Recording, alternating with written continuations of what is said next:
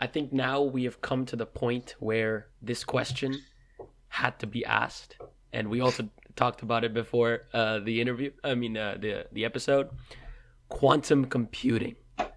So quantum computing, I think, is the most searched up quantum topic maybe on Google for a long time because I think especially right now, Well, you can't trust Google. They've invested so much in it that, of that's course, when you search that is there, it'll also come up. true. That is also true. Maybe that's not the best source, but what I'm trying to say is it's a very popular topic with a lot of people.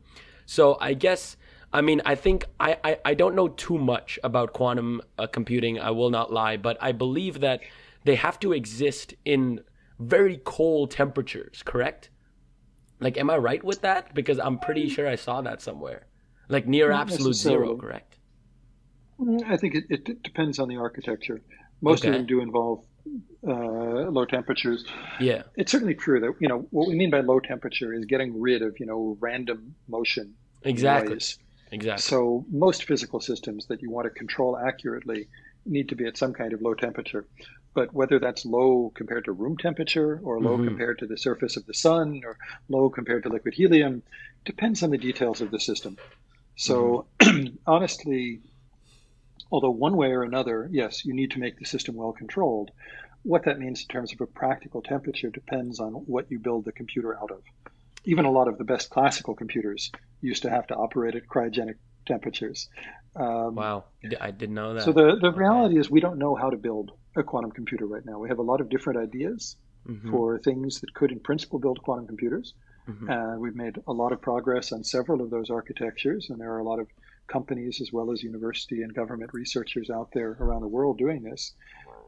Which one will be the best, either in the short term or in the longer term? We don't know. And the answers to those two questions might be different, Mm-hmm. right? We used to build computers out of vacuum tubes, and that was great.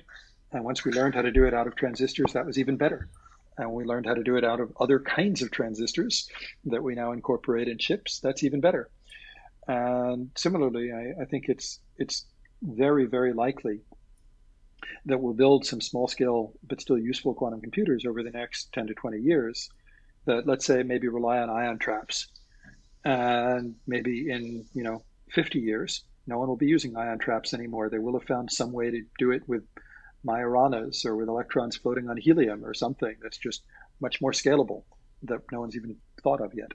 Mm-hmm. For a while, it's likely that these technologies will coexist, and some may have different strengths and weaknesses. That again is also true classically, even though our classical digital computers now all use basically the same ideas. There are different paradigms, right? There's serial and there's parallel computing, if nothing else. But for a long time, there was analog computing. And some Mm-hmm. applications, there still is analog computing. And I'd say similarly with quantum information, there are ideas that are kind of closest to digital computing, just a quantum analog of classical digital computing that are mostly what people talk about. But those might be the hardest to achieve. And there are other approaches that kind of look a little more like doing a simulation or an analog that I think are going to be very, very powerful for certain applications. So at least for a while, it's likely that we'll have both. Maybe that's even true in the long term.